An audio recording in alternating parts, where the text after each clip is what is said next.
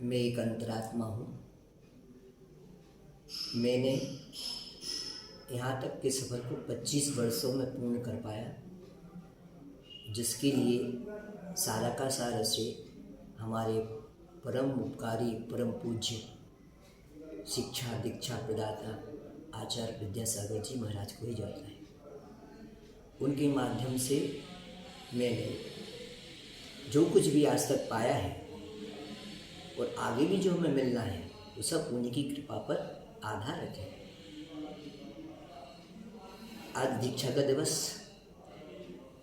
जब आज के दिन 20 अगस्त 1982 को नैनागिरी जी में जब दीक्षा का कार्यक्रम चल रहा था, उस समय जैसे ही आचार्य महाराज मेरे नज़दीक आए, उनके नज़दीक आते ही पता नहीं कैसे एक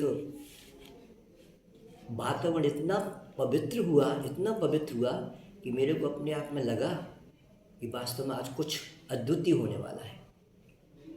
जैसे आचार्य महाराज मेरे सामने आकर के खड़े हुए, उन्होंने जैसे ही संस्कारित करना शुरू किया, जैसे संस्कारित मंत्र का उच्चारण हुआ, सिर पर श्री का लेखन किया आचार्य महाराज ने, वैसे वैसे मेरे अंदर एक नई ऊर्जा का संचार होता गया। वो ऊर्जा वास्तव में मेरे लिए आखिरी सांस तक काम में आएगी, क्योंकि उस ऊर्जा के माध्यम से ही मेरी जन्म जन्म की ग्रंथियाँ खुलने वाली।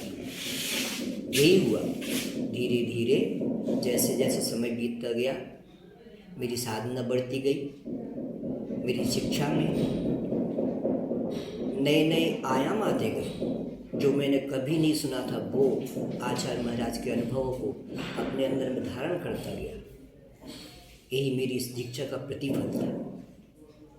बस यही मन में आया कि इसको हमें अब कैसे भी हो इसमें निर्दोष चर्या पालन करके अपने इस जो मैंने बाह्य परिग्रह का त्याग किया है, अब मैं अंतरंग परिग्रह को भी कैसे भी हो पूरी तरह से खत्म कर दूं, ताकि मुझे अपना इच्छित लक्ष्य अर्थात पूर्ण समाधि, उत्कृष्ट समाधि अंततः प्राप्त हो।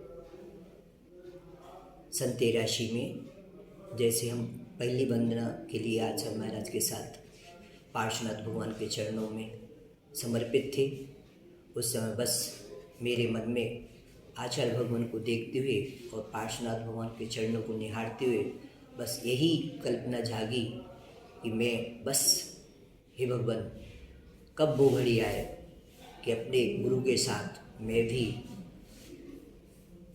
परम पद अर्थात मोक्ष पद को प्राप्त कर सकूं।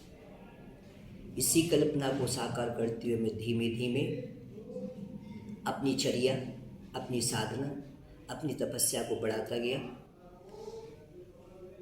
फिर बीच में आचार्य महाराज के आदेश से अलग गमन करना पड़ा। तो फिर अब आया नया मोड़, जिसमें हमने समझा कि कैसे हमें व्यक्तियों को समझना है और समझाना है। तो पहले मैं अपने ऊपर धारण करूं, अर्थात जितने भी अच्छे अच्छे गुण हैं, सारे गुणों को मैंने अपने ऊपर धारण किया और उन्हीं के माध्यम से सभी को समझाना शुरू किया। मैंने सबसे बड़ा मैत्री, प्रमोद, कारुण्य और माध्यस्थ भाव, इन चारों भावों को अपनाया और इन्हीं के माध्यम से मैं आगे बढ़ और सबको इसी पर बढ़ने के लिए प्रेरित किया। मेरे सारे प्रवचन इसी पर आधारित होते चले गए। मेरा उद्देश्य यही था कि मैं सबसे पहले सच्चा इंसान बन करके सब व्यक्तियों के अंदर इंसानियत जगा सकूं। यही हमारी दीक्षा का सबसे बड़ा प्रतिफल होगा। उसमें सफलता मिलना शुरू हुई। मैंने अपनी इन शब्दों में चिड़िया को भी स्थान दिया, सागर को भी स्थान दिया। मैंने ऐसी ऐसी चीज़ों को स्थान दिया जिनकी पहुंच कवि की हो सकती है।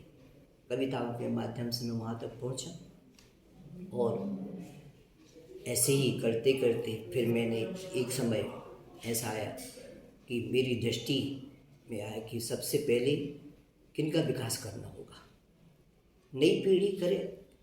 तो नई पीढ़ी के लिए मैंने सबसे पहले जो मैत्री भावना पकड़ी थी उसी को साकार करते हुए मैत्री समूह का एक प्रकल्प खड़ा किया, जिसके माध्यम से बच्चों को, जो बच्चे पढ़ नहीं पा रहे उनके लिए, जो पढ़ने उच्च शिक्षा में जाना चाहते उनके लिए, जो असमर्थ हैं उनके लिए मेरे माध्यम से, मैं कुछ नहीं, माध्यम मात्र था, मेरे निमित्त से वह उनके अंदर नई भावनाएं जागी।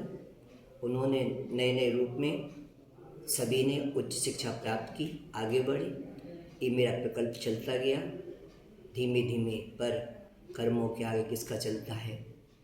ऐसे ही कर्मों ने आकर के मेरे लिए भी ग्रसित कर दिया और ऐसा जकड़ा कि जो वाणी सबके लिए जादू का काम करती थी, वही वाणी मेरी धीमे धीमे मंद पड़ती गई और सारे शरीर के क्रियाकलाप भी धीमे धीमे मंद पड़ते गए। आप अंतिम के 2 साल पहले सन 2014 में मुझे याद आ रहा है कि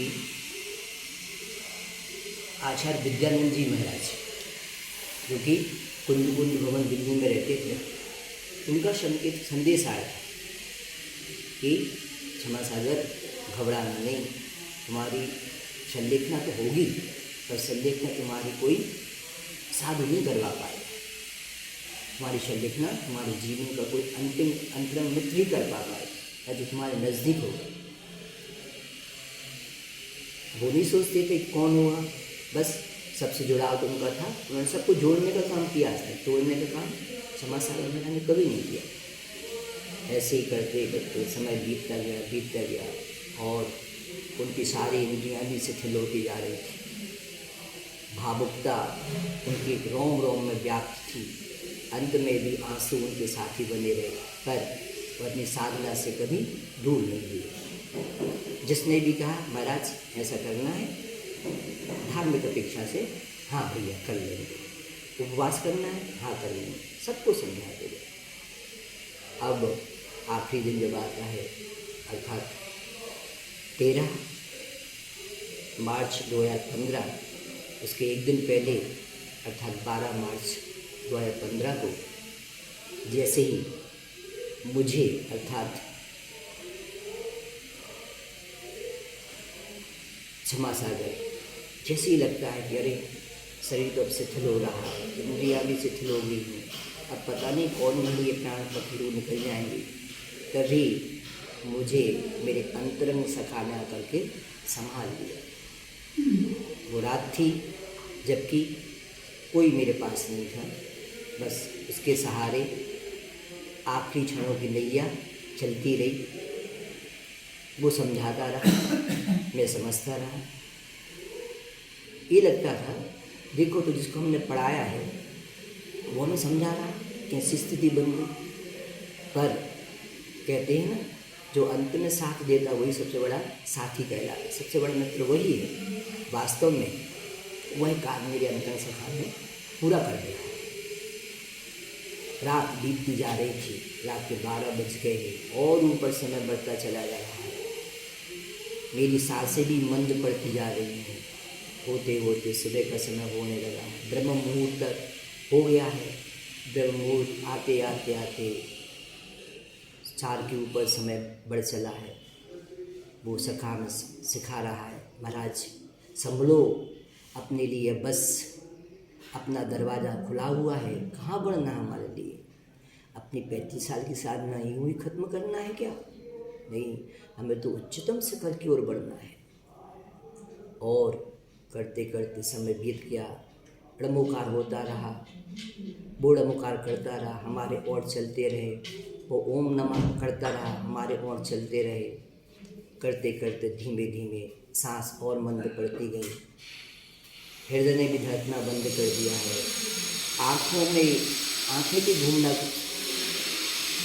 घूमने लगी है, तो कंठ भी अवरुद्ध हो गया है और सिर्फ एक अंतिम समय में 2-3 एक अति, जैसे कहते हैं बहुत अति तीव्र प्रकाश आँखों में जागा।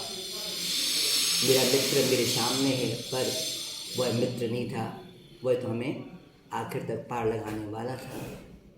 यही सबसे बड़ी मित्रता की निशानी होती है, जो हमें धर्म मार्ग पे लगाए और अंततः साथ दे दे। वही हुआ।